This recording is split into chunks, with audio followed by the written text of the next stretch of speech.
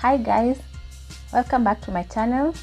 My name is Sheila. I'm a psychologist and also living with depression and anxiety disorder, and I'm also the founder of Blissful Mind Kenya, which is an organization that supports people with various mental illnesses and disorders.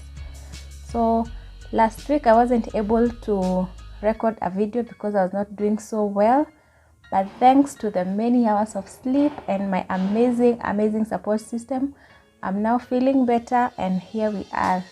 So today I want us to talk about something you guys have been requesting for a very long time. It's about the symptoms of depression and how you can know when you have depression and what you can do about it. So you're welcome. Share this video.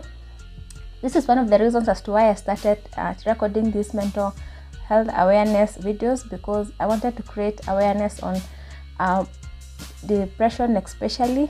So share this video.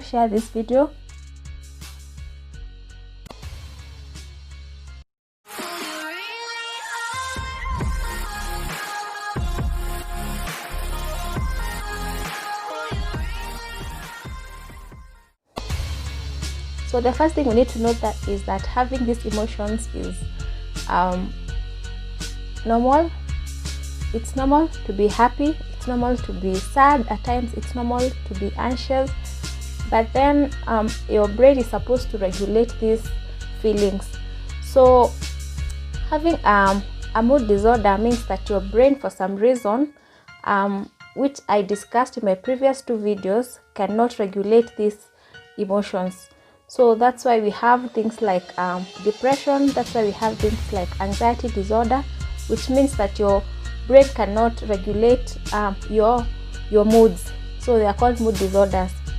For today we are going to discuss about depression, and then we're going to discuss about the others in later videos. So like you can see in this drawing, don't mind my drawing as long as you guys understand what I'm saying. So this is what is normal. In the middle there's line 0, whatever they call it in statistics. The upper part is happy, the downside is sad, and the extreme of these two is harm to self or harm to others. So in this chart you can tell that the person is regulating their moods well. You're going to see the difference between this image and the others that I'm going to show you way later. So like I said, the extreme of sadness or the extreme of too much happiness causes harm to self and harm to others. So I'm going to be discussing about the common types of depression. One is the high functioning depression, also called persistent depressive disorder, which most of us suffer from and we are not even aware. I'm going to talk about situational depression, postpartum depression, major depression, and bipolar disorder. So all these illnesses have the same symptoms. What matters is the degree in which the symptoms manifest in somebody, and also the level at which it disrupts your day. Okay, so let me put it this way. For people who have depression, okay, let's say I want you to imagine that you have sunglasses or contact lenses that nobody else can see, and you're not even aware that you have the glasses. So I have color pink, somebody else has color brown, somebody else has color green, but we are all pretending, like not actually pretending, but we are not aware that we have the glasses. But then it affects the way we see the world. So somehow we don't know why somebody else is doing what they are doing, and we also don't know why we are behaving the way we are behaving. But then somebody else expects us to behave in a different kind of way, not aware that we have things that are stopping us from acting the way we are supposed to be acting. I hope that made sense. So I'm going to start with high functioning depression, also called progressive depressive disorder. This is something that many of us are suffering from, and we're not even aware that we have depression. We are not even aware that whatever it is that we are feeling can be treated and we can live a better life. So one of the symptoms of this high functioning depression is you're always gloomy all the time. You always feel down and you have no idea why you're not happy. The second one is you're not happy at all. Even if you become happy, it lasts for a very short time and then you're back to your gloomy self. You also feel tired every time. This is not the kind of tired where you've gone digging and you're physically tired. It's the kind that you're mentally tired, and at the end of each day you feel like you want to go home and sleep and no one should disturb you at all. So the next one is you feel bad about yourself, like you're wondering what is happening to me, like why am I sad, why am I disturbing other people. See, so it's like you feel like you're responsible for whatever is happening to you, but you don't know what is happening to you. The other one is you use a lot of effort doing normal stuff, like things like washing your house, things like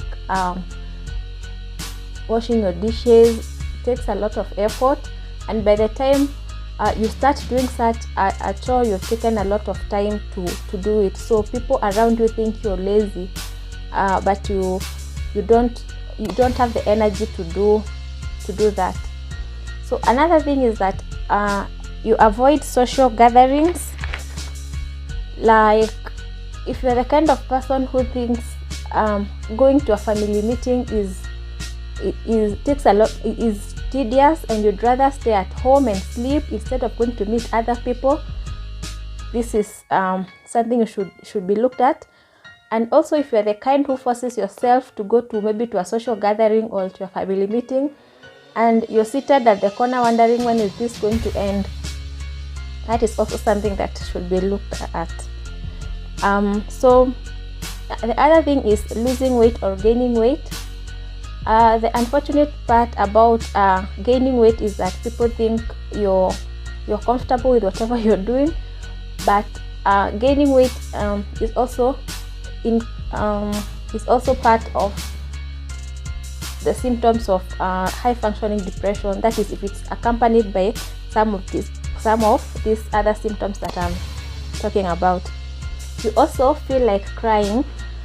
You don't know why you're crying, but you feel like crying for no reason, and the other people who cry a lot and they don't know why they are crying. So that is part of the high functioning depression. And then like I said, performing tasks, you only have the energy to do things that are very, very essential, like going to work, like going to school, such things. But then when it comes to optional things, you'd rather sleep. And the last one is that when you have this high functioning depression, it is accompanied by other unrelated issues like alcohol abuse. Sometimes you have chronic pain. For the chronic pain, people spend a large amount of money going for lab tests, going to hospital to find out, only to be told there's nothing wrong with them. Another type of depression is situational depression. This is when you've been living a happy life, a good life, but then something happens to you and you quickly sink into depression. This is what many of us know as what depression is, because it's triggered by something that you can see. The difference between high functioning and many of these other depression types is for high functioning, nothing triggers it. It's something that makes you go down and down and down progressively, slowly, until you reach the end. But for this situational, something must have happened, like maybe you lost your job or you lost somebody you loved, or you're going through a divorce. Yeah. So another common type of depression is postpartum depression. This happens when a mother gives birth to a child, but then instead of feeling all the joy and the hope that comes with giving birth, the mother feels like the child is a burden, and sometimes they don't want even to breastfeed the child. And the worst bit about this is most mothers keep quiet, because in the society, giving birth to a child is supposed to be a joyous thing. But then here now, the mother is feeling so bad. She doesn't know that that is something that can be treated. So she keeps quiet and suffers in silence without telling anybody. Another type of depression is major depression. This is what everybody knows as depression. This is the point where people have reached rock bottom and nothing makes sense anymore. They no longer care about what they cared for before. Maybe things that they loved doing, they no longer feel like doing them. They do not have the energy to do anything, even the small tasks like getting a shower or leaving the bed. It's very difficult. This is where now they have suicidal thoughts and thinking about death. They start thinking of the best way to end their life. They start thinking that, okay, it's good to end the pain, because by the time somebody gets to a place where they want to end their life, believe me, it's no joke. Somebody has gone through a lot, and they're in so much pain that the only thing they are thinking about is ending the pain. The thing about these mood disorders is, when you get to rock bottom, it's either you hurt yourself or you hurt somebody. At this stage of depression, you have so much anger in you. You're irritated by very small things, and then you explode, right? So anger is a symptom of something that should be treated. So especially in domestic violence cases, we encourage people, if you're the victim or the survivor, we encourage people to leave the situation. But also we should also encourage the perpetrator to get treatment, because that anger is a symptom of something that is underlying. So I have said that, 1, there is a lot of anger. Number 2, there is suicidal thoughts. Number 3, people don't have motivation to do even the smallest things, like waking up or taking a shower. Number 4, you've lost interest in anything that you used to do. And then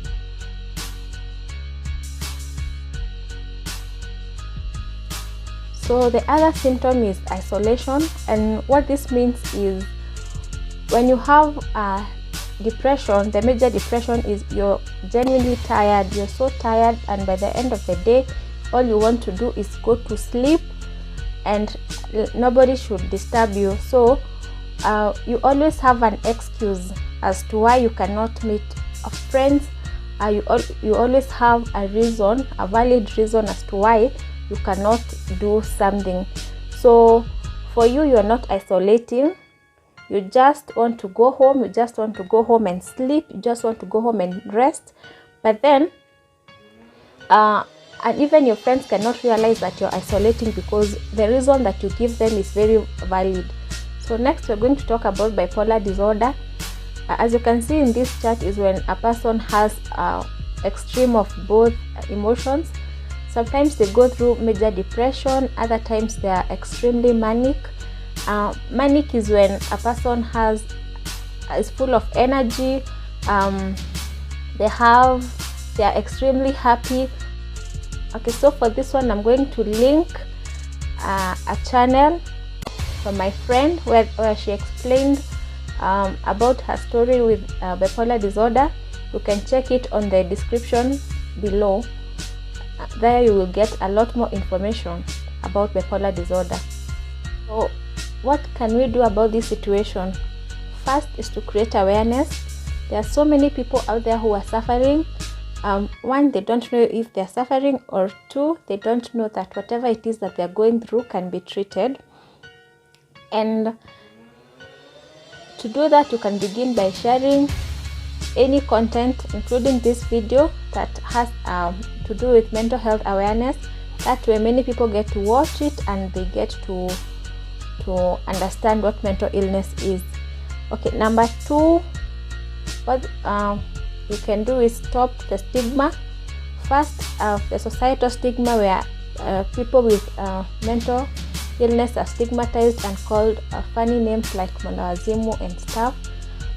And also we can stop the self-stigma where people who have mental illness are don't want to accept themselves like they have the illness, and they are doing other things like taking alcohol, they're taking drugs in order to mask whatever it is that they're going through. So by accepting that you have a mental illness and investing in yourself, that this amount of money that I'm taking to the bars, this amount of money that I'm taking to other physical health doctors to get tests that are inconclusive, I can use this money to go to see a psychiatrist. I can use this money to go to see a psychologist. For me, the best thing that ever happened to me is that I invested in myself, and I am not where I want to be, but I'm still in the journey. But this is the best decision that I ever made. So if you feel like you're going through something that is stressing you, that is not normal, I say normal with quotes, so the best you can do is invest in your mental health. It is very worth it, because once you invest in your mental health, your glasses fall off, the ones that I talked about. Now you can see the world in a different view. You get a lot of courage to do things that you've wanted to do that you never did. So it is, believe me, it's worth it to invest on your mental health. And then the other thing is championing mental illness. So for anybody out there who has gone through mental illness and has successfully come out from the other side, or you still have the energy to go an extra mile, you still have the energy to wake up in the morning, no matter how hard you're struggling, you still succeed to do whatever it is you're doing. Help somebody else, share your story with somebody else, share your story on social media, share your story somewhere else. You don't know who you're going to help. So that is the shortest version of symptoms of depression. Note that this manifests in differently to very different people, and also the ways of coping differ from one person to another. So the best you can do is, if you feel like you have some of these things that I've talked about, get in touch with us, inbox us at Blissful Mind Kenya, and we're going to be with you every step of the way. Also share this video, and I'll see you next week.